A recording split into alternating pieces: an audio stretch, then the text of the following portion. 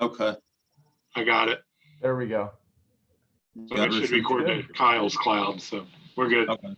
I just need to be a co-host to do that, I think.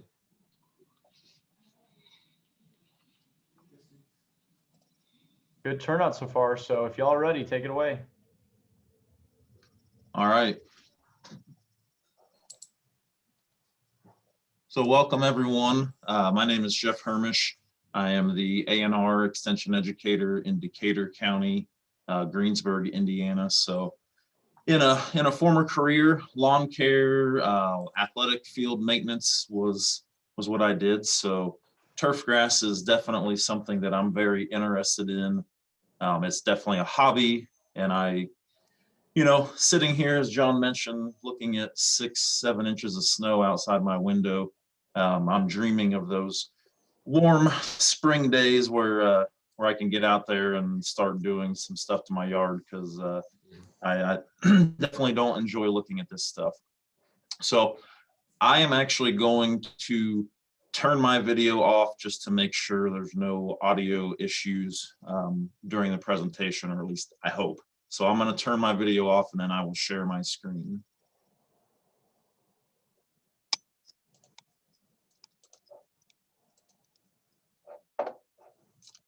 Hopefully everyone can see that presentation. Richard, are we good?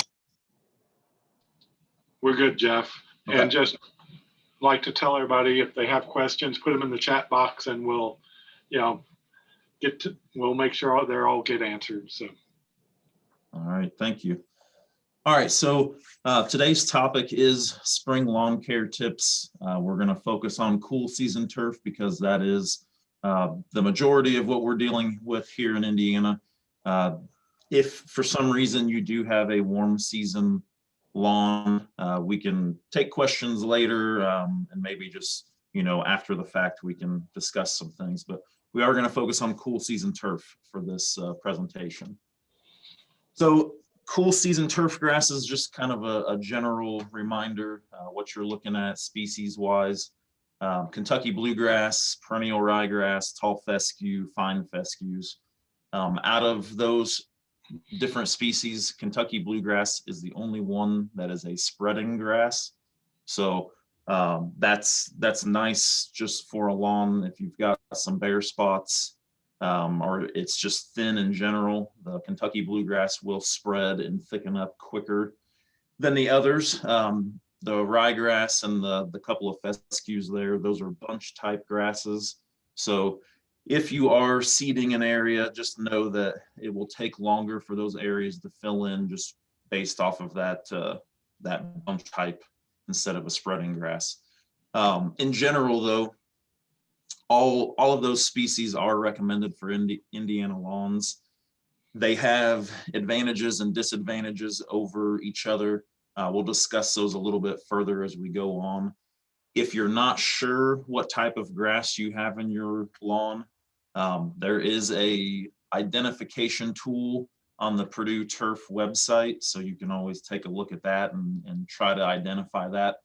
I will tell you though, identifying grasses can be tricky. So if you're not exactly sure, the identification, maybe you just want to double check, send it to your local extension educator, send it to me. We can definitely help with that. A little bit more just about our cool season grasses. No matter what type you have, we're focusing on spring lawn care in this talk. So as you can see, in the spring, you have rapid growth and greening of your lawn. So one misconception that you'll see from the media is you need to get out and put your weed and feed. You need to fertilize your lawns this spring. And that's just really not the case. As we go through this talk, you'll kind of see that there's not really any mention of fertilizer at all for the spring, because if you look at the pictures there, you can see that out of those 4 pictures up at the top, the spring, you can just tell how much greener that lawn is, and it's just, it's actively growing, and it doesn't really need that extra push. So we're going to go through some of this is I'll be honest, is kind of general, but I think some of it is often overlooked. So mowing is going to be the first thing we talk about as far as what you need to do this spring. So first and foremost, obviously not something you can probably do today, but as it starts to warm up a little bit and the snow clears off, just walking the yard, looking for any debris, whether that's twigs, sticks, maybe leaves from the fall, or if you have children, grandkids, just looking for any toys or any, whatever it may be in the lawn, just looking for those things, getting rid of those, picking them up, cleaning up. That way you don't have any issues, maybe potentially harming yourself or your lawnmower as well. And speaking of your lawnmower, this is a great time. If you're handy, or if you just want to try it out yourself, it's a great time to tune up your mower, get it ready for next season. So, changing filters, spark plugs, lubricating anything that needs that. And then, blades, your mower blades, you want to make sure that those are sharp. So again, a great time to spend some time on maintenance and sharpen those yourselves. If you're not handy or it makes you nervous, taking your mower to a local dealership, they can tune everything up for you.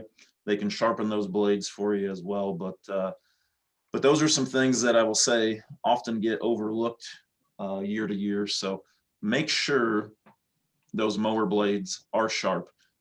Might not be a bad idea to buy a second set of mower blades. That way you've always got a set that's sharp. So I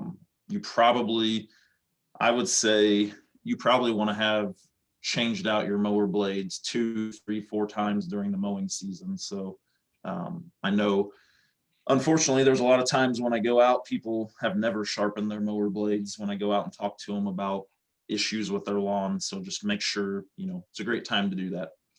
Some other things to think about with mowing is don't be afraid to get out there and mow early.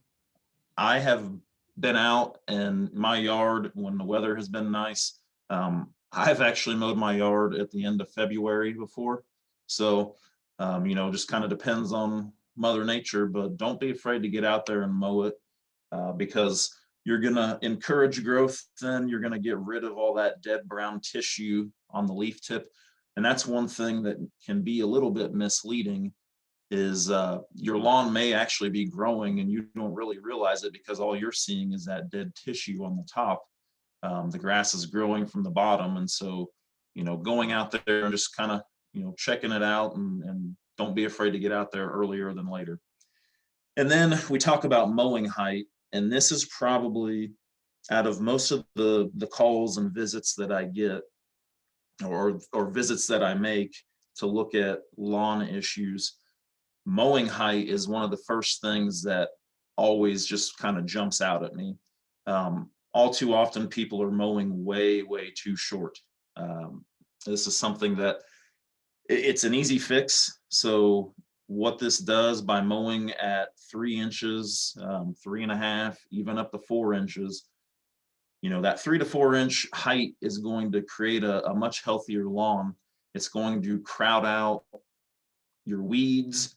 So make sure that instead of, the thought I know growing up, at least in the household that I was in, my dad always mowed really short, thinking that he wouldn't have to mow as often, and that's not the case. So and he always wondered why his lawn was full of weeds, and that explains it. Mowing really is the best form of weed control, especially if you're not into using any sort of herbicides.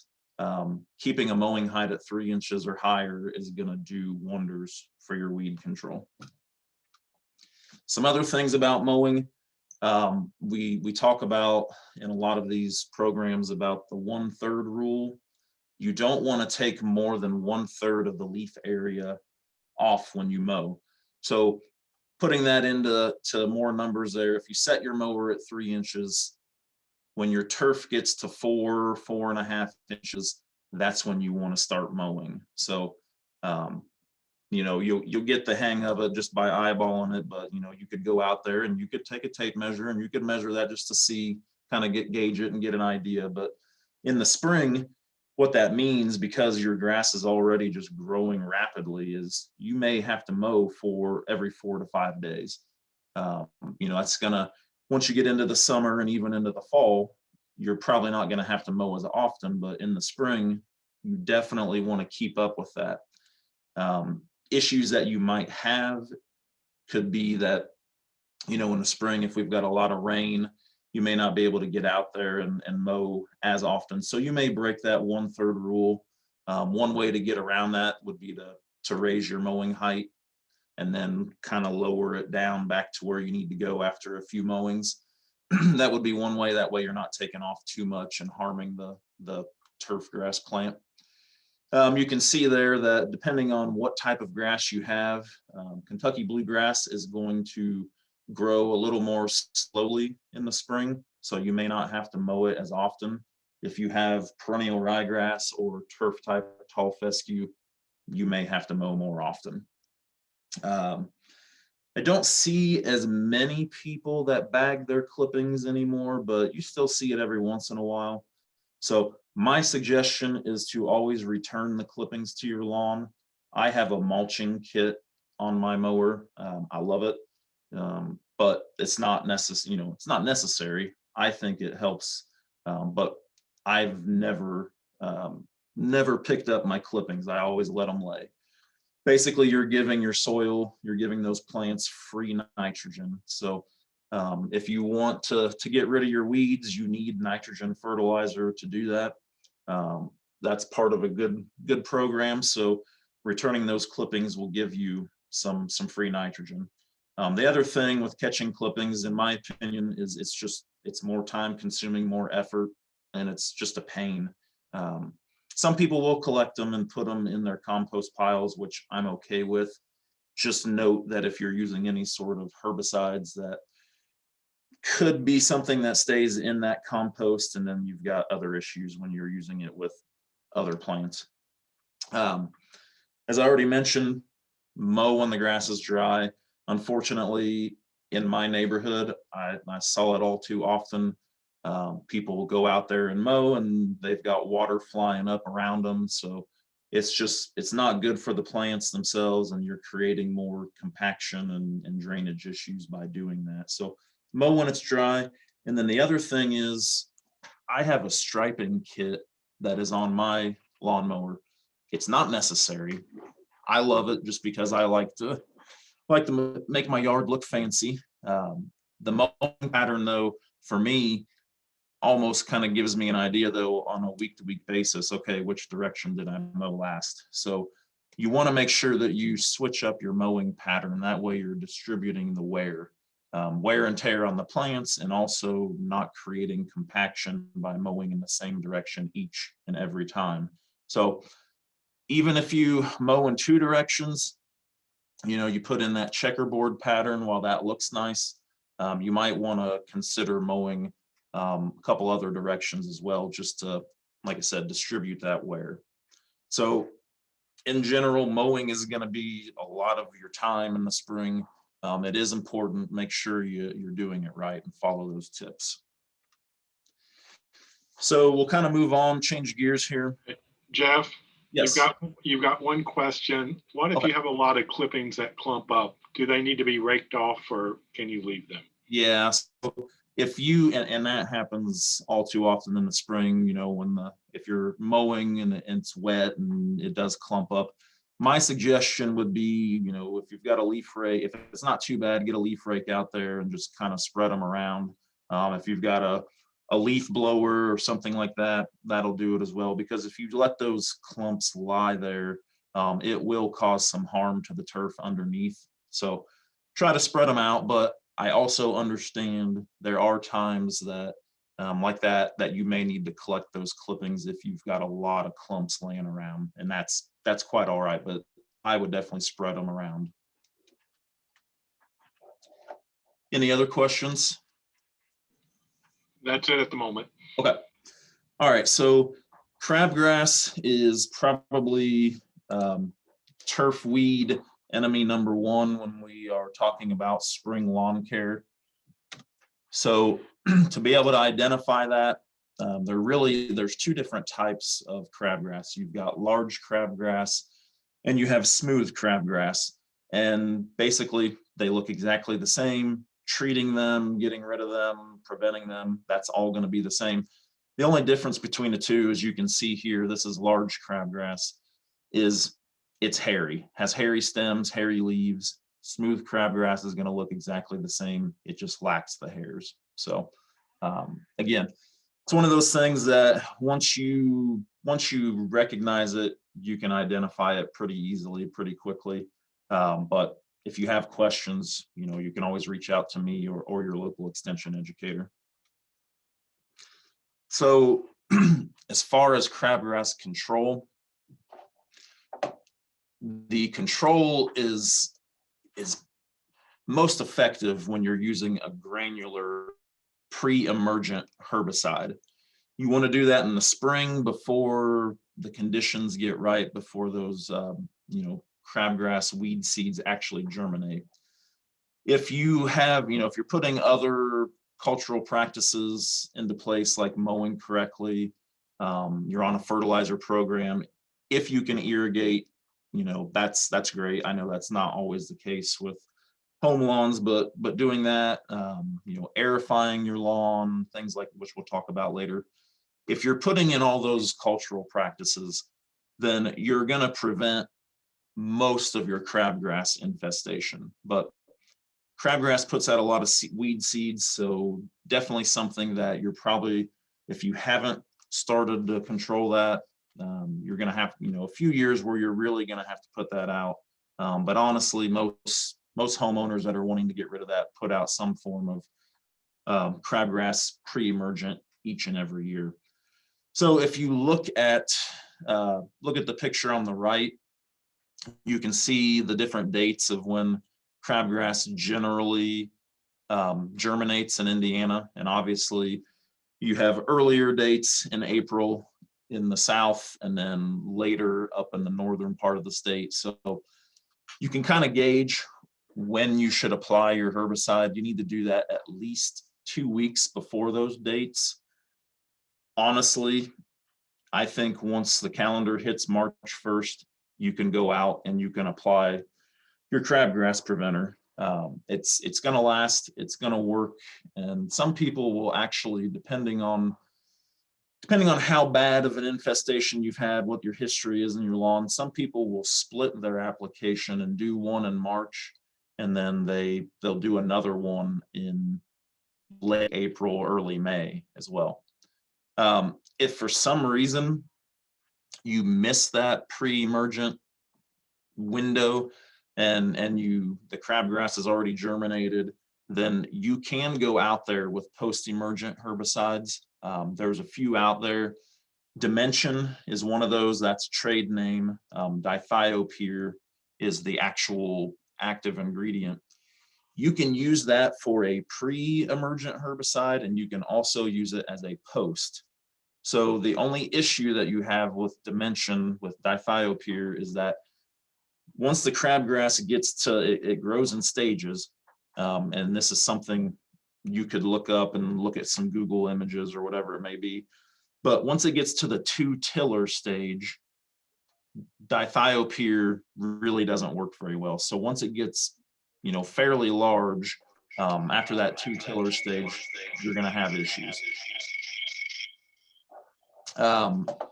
You also have products like quinclorac or phenoxaprop, and those are active ingredients, not trade names. Those are products, and you'll see some here later. You can use those as well for post-emergent. And typically, with post-emergent, you're going to have more of a liquid spray than you are granular. If you want to get really into this, this is something that, again, in a previous career, I used this Michigan State website, their growing degree day tracker.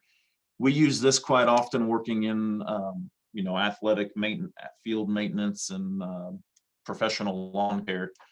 But this honestly could be used by anyone, a homeowner. I use it all the time as well, but I would write this website down because I think it's great. It does, basically, it measures the heat units related to plant growth. So it's a great way to predict when you should put out your pre-emergent herbicide.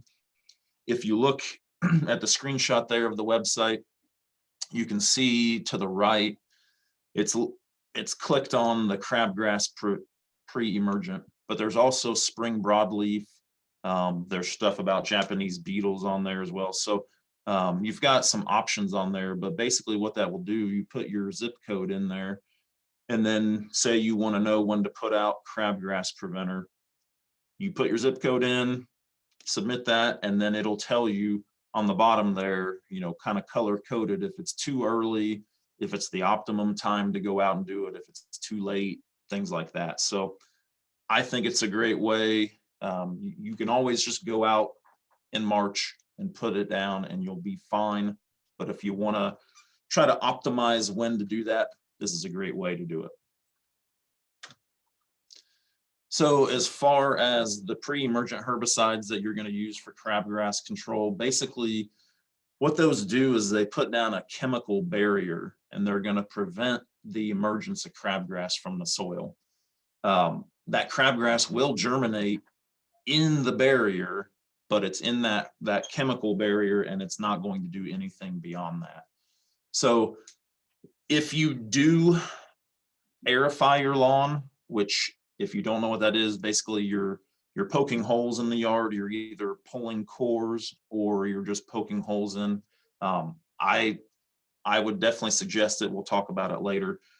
There is a little bit of worry that if you apply your crabgrass preventer and then you aerify your yard, some of the crabgrass could break through that chemical barrier. So that's kind of one of those things you got to weigh, you know, what you want to do. But you can always aerify your yard in the fall and just leave it at that if you want, if you're worried about that. So here's just one example of a crabgrass preventer. There are tons and tons of different ones out there, depends on where you're shopping. This one, you can see the active ingredient is dithiopyr. That's the one that I said you could use as a pre-emergent or post, as long as it doesn't get too big. It's a good product. There are many other active ingredients out there. Purdue, the turf website has a publication on crabgrass prevention, and it lists a lot of different active ingredients. I would suggest going to that. The thing that I don't like about this crabgrass preventer, if you look at the analysis, you can see that it is a 2403 analysis. And that first number is what really concerns me. I've told you already, and everyone knows, in the spring, your yard's already growing very rapidly. This product here has 24% nitrogen in it. So what that's going to do is just really push that lawn and just make it grow even more rapidly. And you don't need to do that in the spring. It doesn't need that extra push of nitrogen. So while this product is going to do what it's supposed to, preventing crabgrass, it's also going to give you a flush of growth that you just don't need.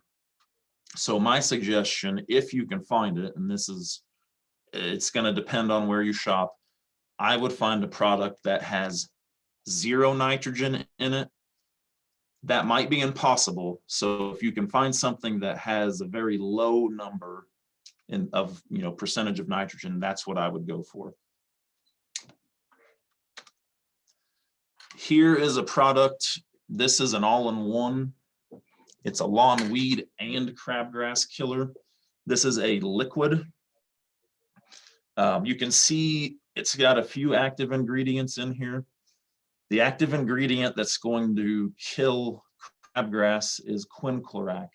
So this is going to be, again, after the fact, if you have some crabgrass that made its way through, or you just completely missed the pre-emergent window, this product will take care of any post-emergence crabgrass. The other couple active ingredients in there, you see 2,4-D and dicamba. Those are both going to take care of broadleaf weeds. It's not going to get all of them. It'll get your more common general broadleaf weeds, which we'll talk about in a little bit. But it's not going to get your tough weeds like ground ivy, violet, things like that, clover. So just a couple products there, and that's that kind of covers crabgrass prevention. So Richard, do you have any questions on that? I don't see any questions right now, Jeff. Okay. You're good. All right, so we're going to move on to spring seeding. This is, I'll just be quite honest, spring seeding is very frustrating. Most people that do it end up seeding again in the fall, just because for Indiana, the #1 time window is going to be the fall. So spring really is kind of the worst time to do it. We talked about crabgrass being an issue, and that's one of the issues with it. But for Indiana, if you're in the northern half of Indiana, you're looking, mid-August to mid-September being the best time frame. If you live where I do in the southern half of Indiana, basically you're looking at the month of September as your time frame. Now, obviously, all of that can vary depending on weather. I moved into a house, I've been in there for a year now, and the lawn is, it's embarrassing to me. With my background, I hate that it looks the way it does. It had never been treated with anything, never been fertilized.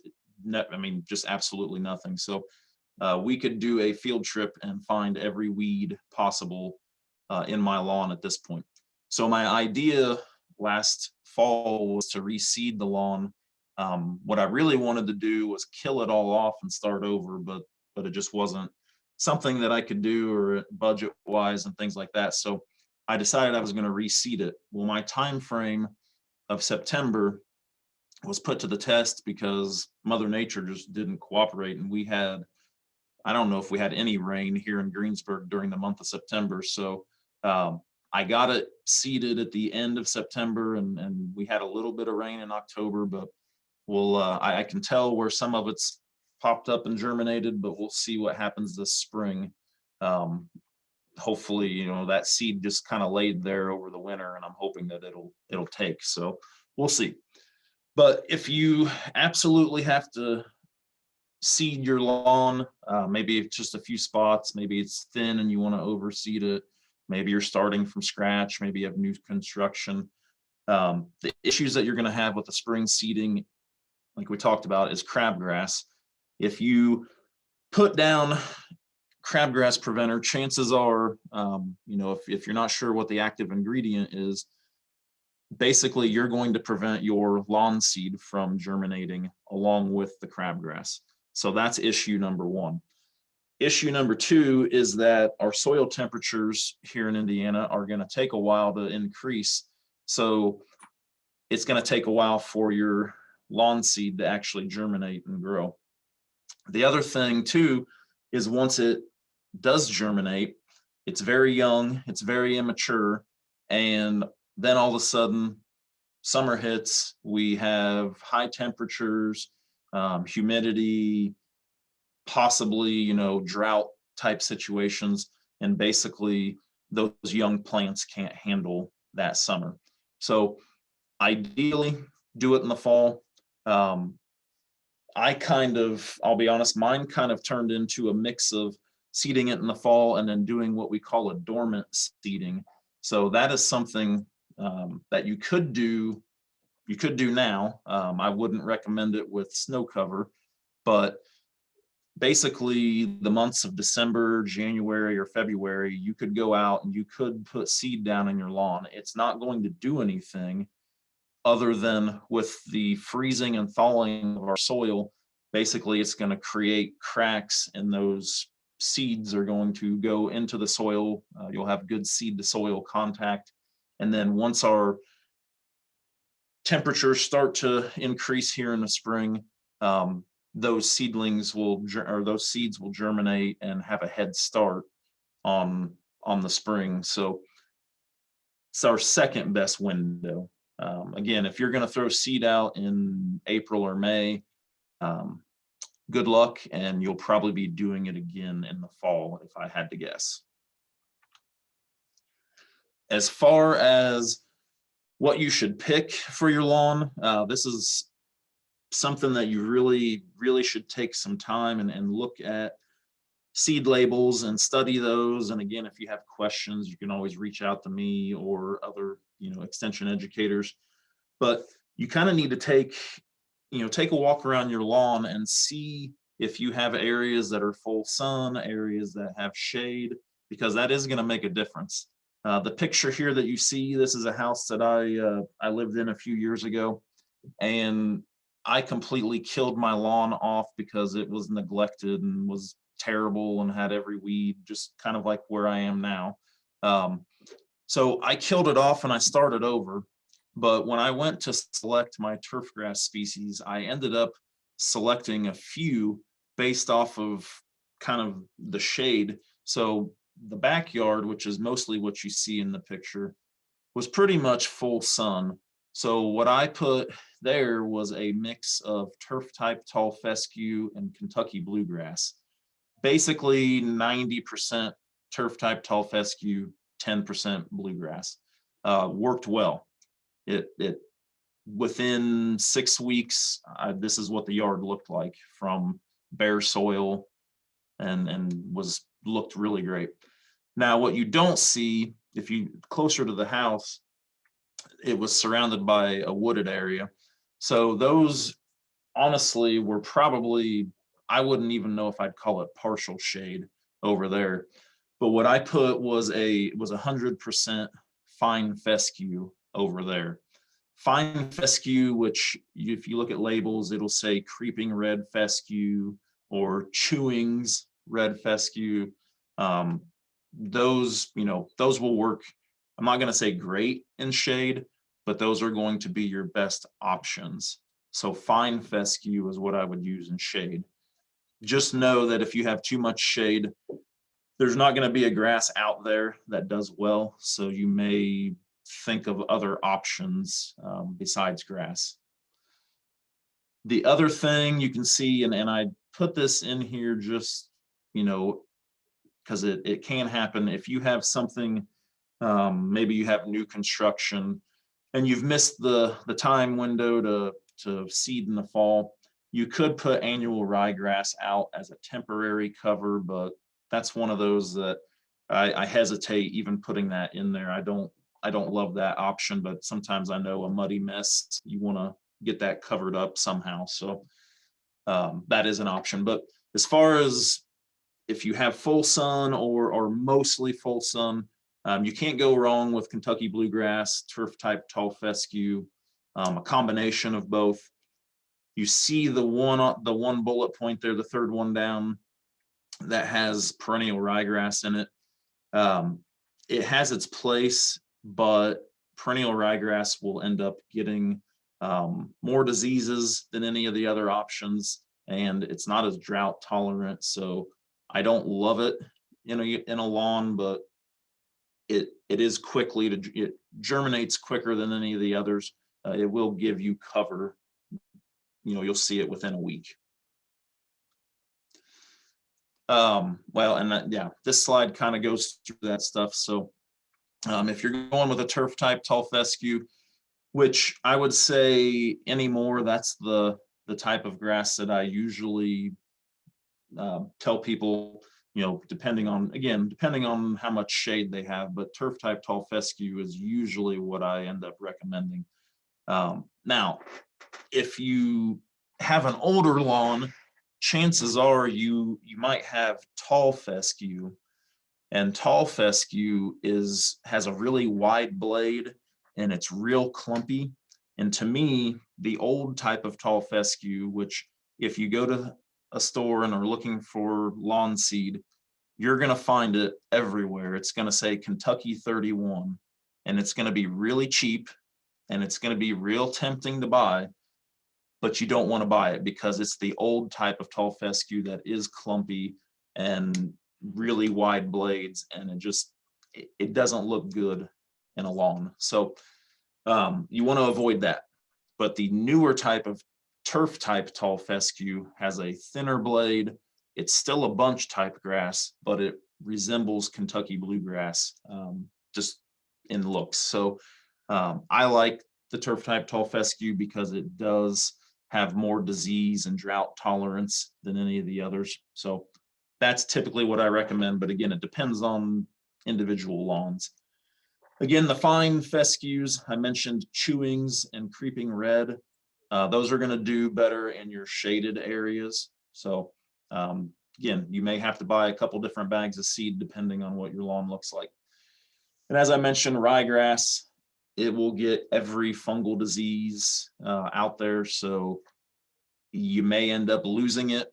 So one thing that I've noticed, if you buy something that has 15% perennial ryegrass, that'll be what you end up seeing getting disease on over anything else, and you may end up losing that and then having to reseed areas. So the other thing to think about, if you are going to do this in the spring, is they do sell starter fertilizers, which you do need a starter fertilizer if you're putting out lawn seed. But look for some that has the active ingredient mesotrione, which one of the trade names would be tenacity, but it's a pre-emergent herbicide, and it is safe for lawn seed to germinate, and it will take care of crabgrass, among other broadleaf weeds.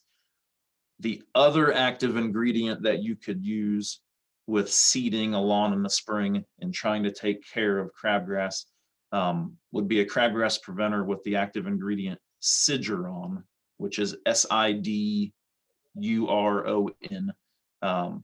That will work as well. But definitely with any of these things, make sure you read the label and make sure that you can use it during seeding. But like I said, most people that do spring seeding are going to end up hating it and reseeding again in the fall. Skipped one. As far as equipment that you may need for seeding, because you do want to make good seed to soil contact, the picture in the upper left is a core aerifier. This will actually, and you see right below that, you see the cores that are pulled out, the plugs. That's something, I own one myself. I bought it at a big box store. It's just something that I pull behind my lawnmower. It's ground driven, so I throw a few concrete blocks on top of it, and it works well.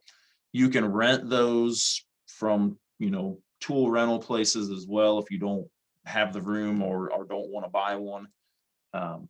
They can be ground driven as well, but they can also, you can rent them, and I will show a video here.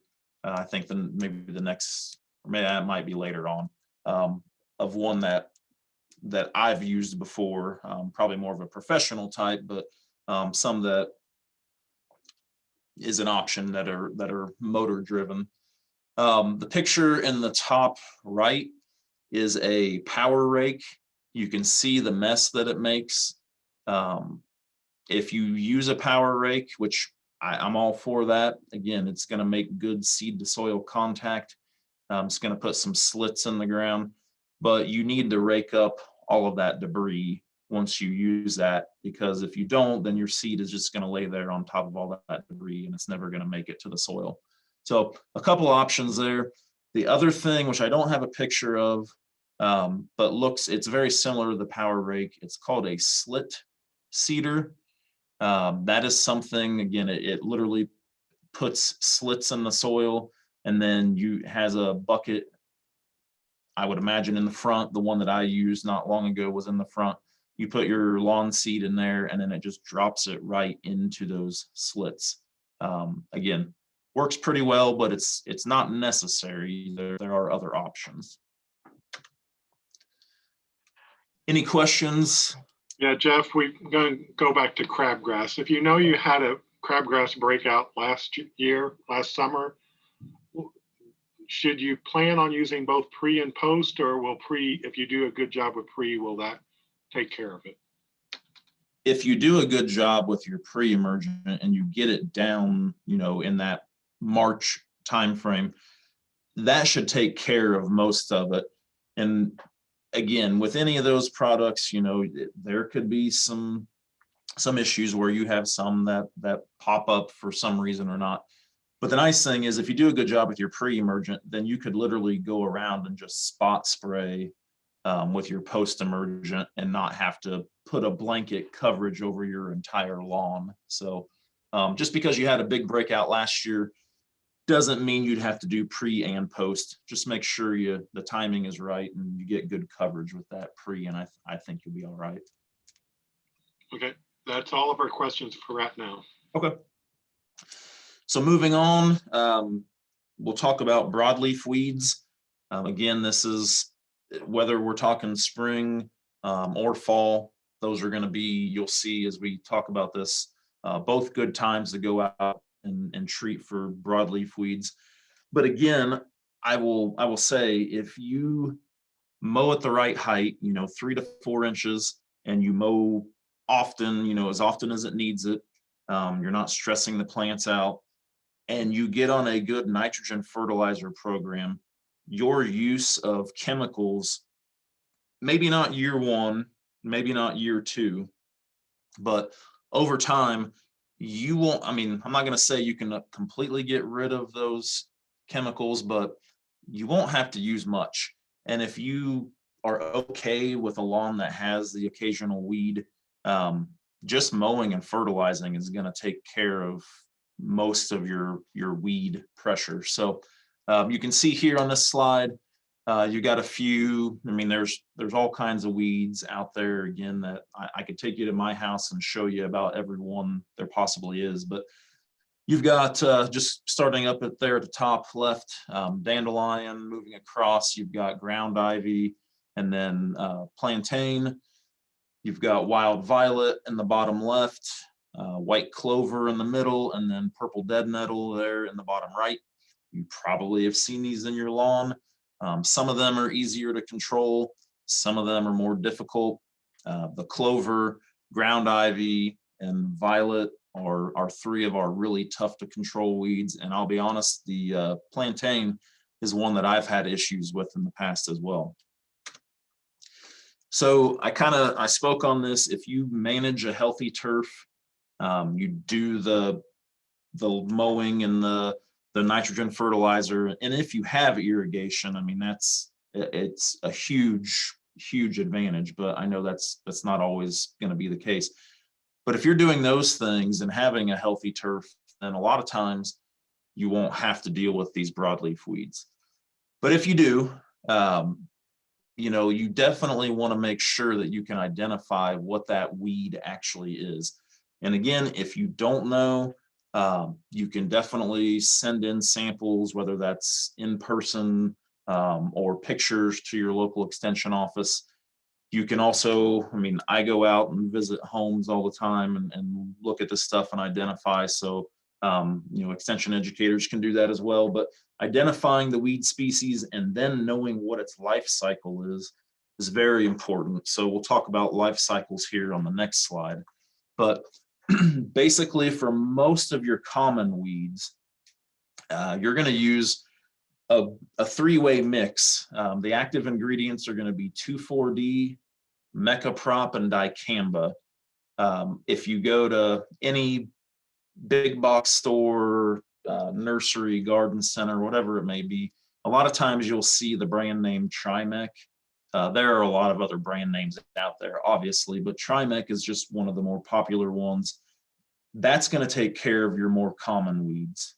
So if you have something, though, like pictured here, ground ivy, or people will call creeping Charlie, that Trimec isn't going to touch it. So you've got to use a different product, or find a product that has the active ingredient triclopyr, because that's going to take care of those really difficult weeds. And again, with any type of weed control, you want to make sure that your environmental conditions are right. So make sure soil temperatures, air temperature, things like that. Make sure it's not your lawn's not too wet, too dry, whatever it may be. And we'll talk about that a little bit later. But as far as the broadleaf life cycles, and like I said, it's important to identify the weeds correctly. And you can see Purdue, the turfgrass website has some of your more common turfgrass weeds to help you with identification. But you need to know what their life cycles are, because that's going to determine whether or not you should spray them. So your winter annuals, if you spray them in the spring, so common chickweed is an example, there are many others out there, but if you spray winter annuals in the spring, you're just wasting your money, because those winter annuals are going to die in the spring. So the optimum time to do that is in the fall, when they're very young and immature, so September to November. Your summer annuals, since we're focusing on spring lawn care tips, that's when those are the ones that you're going to take care of if you make that application in the spring. So they're going to be seedling stage, May through June. So you're going to want to put down whether that's the Trimec product, or if you've, depending on what you have. But you're going to make that application probably in the month of May. If you have perennials like dandelion, the ground ivy, violets, plantain, among many others, fall is going to be the best time. But if you have a lot of issues, a fall application and a spring application is going to work well. And maybe you won't have to do that year after year, but definitely starting off, I would suggest spring and fall applications. Now, the other couple things you see there, and we'll get a little further into this as we go on, but when you look at herbicide labels, looking at the chemistry, you'll see some of and I'll show you some examples in a little bit, but you'll see some that will be formulated as an amine and some that are esters. And an amine is salt-based, and ester is petroleum-based. And basically, in the springtime, because maybe the temperatures are a little bit cooler, if you're spraying in early to mid-April, then you're probably looking at using an ester formulation, because it will work better. If you wait until late April or the month of May, then you can probably get by with an amine. The only other thing to think about there with these formulations is if you are spraying around other sensitive plants, if you have rose bushes or you name it, the amine is going to be the better option, because in case you do have some sort of drift, they're not as volatile as the ester formulation. So some things to think about here, some other considerations when you're controlling broadleaf weeds post-emergence, is that any of your annual weeds are going to be much easier to control when they're small, when they're in that seedling stage. We've talked about that. Your liquid sprays are going to give you way better control for these broadleaf weeds than any sort of granule control. Again, read the label. You want to make sure you're avoiding any kind of temperature extremes. So you can see kind of the guidelines there. You want to make sure you're spraying between 40 and 85 degrees Fahrenheit. You typically, and again, this is going to vary on product, but typically you want to have a rain-free period for at least 6 hours, so that product is able to dry on the leaf surface. To prevent drift, you want to make sure that your wind speed is somewhere between 3 to 10 miles an hour. You don't want it to be you don't want it to be at 0, but you also don't want it over 10 miles per hour. That 3 to 10 is a good range. Obviously, doing anything to drought-stressed turf is going to be a bad idea, so avoid that. And then we kind of talked about seeding. Depending on what products you use, you may not be able to seed after you make that application. So again, just read the labels because it's going to give you all the info that you need. If you do have issues and for some reason or another you didn't kill what you were out to get, whatever this weed was, maybe you identified it incorrectly. You could have used the wrong herbicide, it wasn't going to take control. Maybe you used the wrong rate, and know that because the label says 2 ounces, that doesn't necessarily mean, oh, well, let's double it and put 4 because it's going to work even better. You definitely don't want to do that. Stick to the label, stick to those recommendations. And you don't have to absolutely drown these weeds either. There's no point in just spraying them to the point where it's running off the leaves. So it could be, though, that you do have poor spray coverage. Maybe there's an issue with your sprayer, with the nozzle, things like that, and it just didn't get covered well enough. And then it goes down to, maybe it's the wrong timing. Maybe because it was identified wrong, you sprayed it when maybe it should have been sprayed in the fall, depending on what that life cycle is. Maybe it was too big or too small. And then again, it goes down to environmental conditions: too hot, too cold, too windy, things like that. So here's an example of a product, and we'll zoom in on the label. So if you just look at this, just kind of glance at it, you can see that it says use on lawns to kill the toughest weeds like clover and dandelion. And it's got a dandelion, there on the label. So by first appearance, yes, it appears that it's going to be the correct type of chemical to take care of your broadleaf weeds. But again, look a little closer, look at the actual active ingredients. And so we'll zoom in here. And what you see is something that's 2,4-D, mecaprop, and dicamba. So those 3 things, they will work for most broadleaf weeds. That's that 3-way mix. The other thing that I want you to look at there, again, going back to a little bit of chemistry, is look at the 2,4-D. It says that it's an amine salt. So it's a salt-based herbicide. That product, again, it's going to work for most weeds. Clover might be a little bit of a stretch on there because it is one of our tougher ones. But here is a product that has the same 3 ingredients: 2,4-D, mecaprop, and dicamba. So you could pick this product, you could pick the previous one. They have the same active ingredients, but if you look at the difference, this one's an amine, this one says an ester, if you look there by 2,4-D. So this is that petroleum-based product that's going to work a little bit better in cold temperatures, but it is going to be more volatile. So if you have sensitive plants around your lawn, you probably don't want to use this product. So again, just make sure that you're always looking at the label and know what those, what that means. And again, if you have questions, reach out to us. Here's a product that contains triclopyr. So if you look at the label, it says that it kills creeping Charlie, aka ground ivy, clover, chickweed, things like that. So little zoom in here, you can see the active ingredient is triclopyr.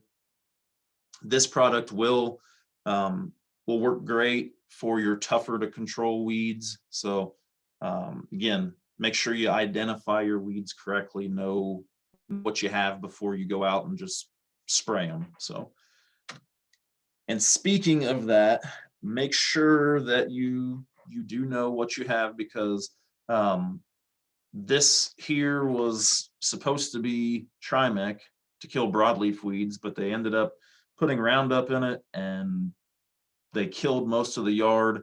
You can even see, though, that this company, their spray coverage wasn't even that great. So just be careful. So any questions there, Richard? We're good to go at the moment. Okay. All right. So we'll go to yellow nutsedge, which is going to be more of an issue towards the end of spring.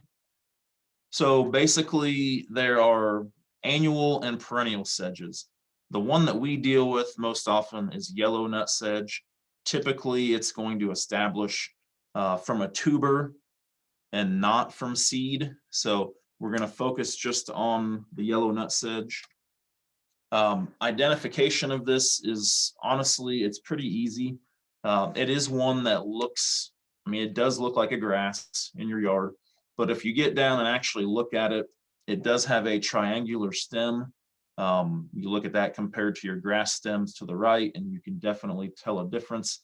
You can roll it in your fingertips and you can just tell that it has that triangular shape. The other thing that you can see here on the next slide is it's got what we call 3 ranked leaves, which distinguishes it from grasses as well. A lot of grasses will have hairs on the leaf blades.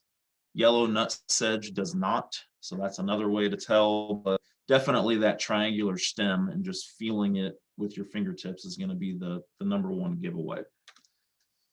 It does spread by rhizomes and tubers. You can see both of those there, and this is why it is tough to control. This is a single plant, and you can see all of those tubers in one growing season.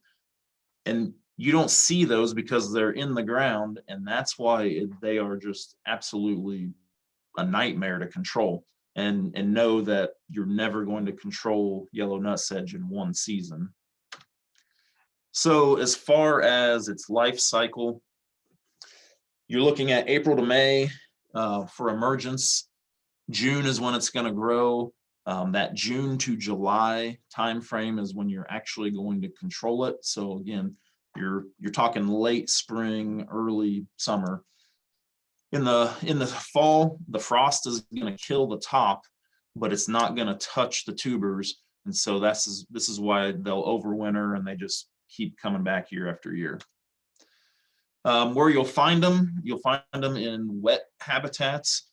So if you've got areas in your yard that always lay wet, you definitely are probably going to have some yellow nutsedge issues. Or if you irrigate and you just don't control that well enough, that could be an issue. Also, compacted areas, what you'll notice is that yellow nutsedge is always going to grow faster than the rest of your turf. And it's going to be more of it's going to be a yellowish tint to it. But basically, if you have areas that are thin, poor drainage, compacted, or you're mowing at lower heights, you're going to find yellow nutsedge. So some things that you can do, you can reduce soil moisture. If you have an irrigation system, turn it back. If you have poor drainage, aerifying would be a good practice to put into place. If it's so bad that you need to put in some sort of drainage, some tile, that might be an option, but that might be a little extreme. And also, honestly, just again, growing good, dense, healthy turf is going to eliminate a lot of this. So you want to make sure when you do make an application, you do it at the right time. So you want to make sure that you do this before late July, because once the tubers form, they're going to be there. Know that this is going to be something that's going to take several years to control. It's not going to be one growing season, and you're going to have to do more than one application each year. So with it starting emerging in May, I would say that you could go out with an application in sometime in that May timeframe, and then basically go out and apply again 4 to 8 weeks later, or when you see the growth reappear. As always, follow directions on the label. But if you aren't a good fertilizer program and you do most of that in the fall like you should, that will help choke those weeds out. As far as what you should use, Purdue has this is just taken from one of our publications on yellow nutsedge control. There are several homeowner products out there. what I want you to notice on this slide is the column to the very right, and you can see the first couple options give you fair control, but the last 4 options will give you good to excellent control. So it gives you the homeowner product, the brand name. You can see all of that, but definitely look for that publication, give us a call, whatever. If you're looking for yellow nut sedge control, you want to make sure you get the right product because some are better than others. Kind of getting towards the end here, some other things that we've kind of already talked about, but just want to mention again, aerification is one of those practices that doesn't always get done on the home lawn. A lot of times it's done in the fall, which is honestly is the best time, but I actually aerify my yard in the spring and the fall. I just think it helps out. I've got some compaction issues in my yard, but you can see all the benefits there. Basically removing those cores, just it allows the lawn to open up pathways for air, water, and nutrients to reach the root system. Roots will actually grow into those holes. You really can't over aerify your yard. You can go over it in several directions, multiple times, and it'll be fine. Just make sure that it's not too wet, that it's not too dry. If it's too wet, you're going to end up with a muddy mess and cause some more issues. And if it's too dry, you're really not going to get into the soil. So you want to make sure for best results that your aerifier gets down at least 2 to 3 inches. That'll be best. So the only thing to worry about in springtime, like I said before, is if you put down a crabgrass preventer, is you might break that chemical barrier. So you might allow some of those crabgrass weed seeds to germinate and poke through. So that's the only caveat, but I like aerification in the spring and the fall. I think it's a good thing, good practice. The other thing you see at the very bottom there is, I know people like to roll their lawns in the spring because you have a lot of heaving up and down of the soil. Depending on what your soil type is, here in Greensburg, we have heavy clay. So basically rolling your lawn is just creating more compaction and causing more issues. So I would avoid it if you could. This is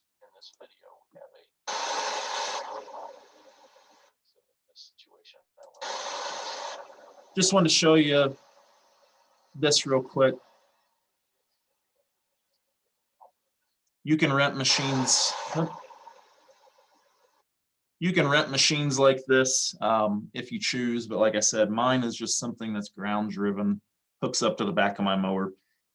This is more commercial operation, but definitely something to think about. And then moles, we get a lot of questions on moles, and they are active in the spring. This is when they are reproducing, is February to March. So you will notice their activity in the spring, you'll notice the activity in the fall. Both times are good times to take care of them. Just know that earthworms, that's what they're after. There's a lot of misconceptions that they're feeding on grubs and then you need to treat your yard for grubs, and that's not the case. So the way to get rid of these, there are so many myths out there that they just aren't true. You really have 2 options, and that's traps and baits. So you can see, I've got a few pictures on this slide. At the very top, that is a newer version of a scissor trap. If you have moles that are just at the surface, have surface tunnels, that will work pretty well. The picture below that, you've got a scissor trap on the left and a harpoon trap on the right. Both of those will work again as well. I've had a lot of good luck with the harpoon trap. I think a lot of people continue and love the harpoon trap more than anything. So unfortunately, patience is a virtue when it comes to mole control. I don't really have patience, but you really don't have a whole lot of other options here.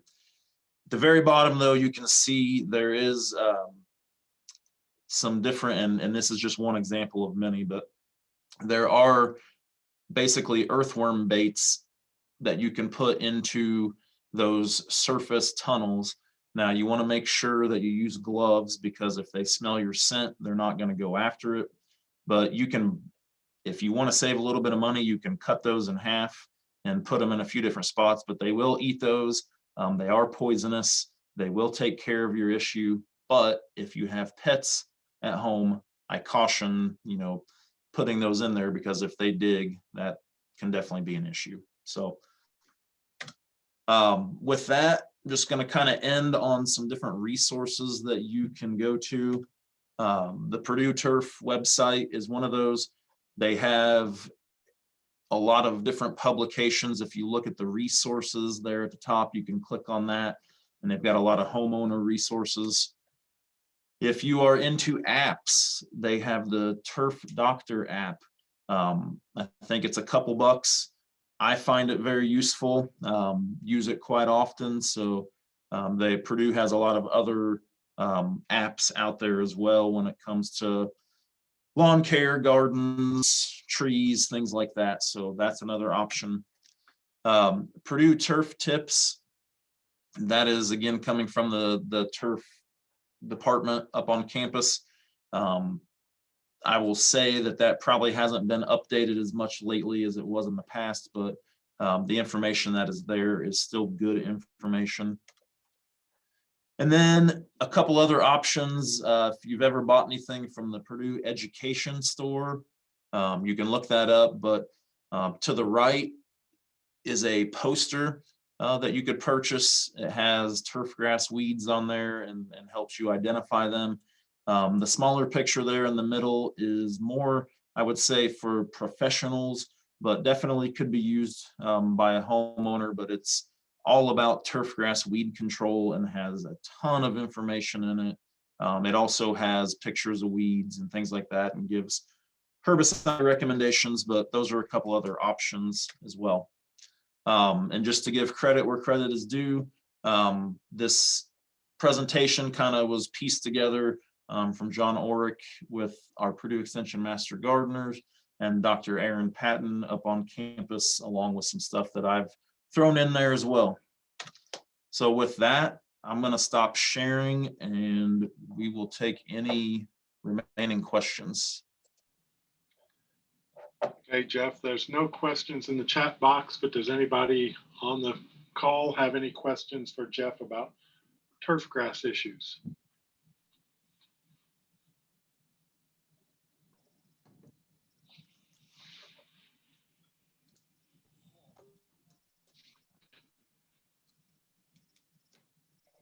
Last chance, anybody. If you come up with questions, make sure you get them to Jeff or any of the other educators on the call, and we will get them answered for you. So. Yep, I'm always, turf grass is my passion, so definitely reach out if you have issues. I'm happy to help.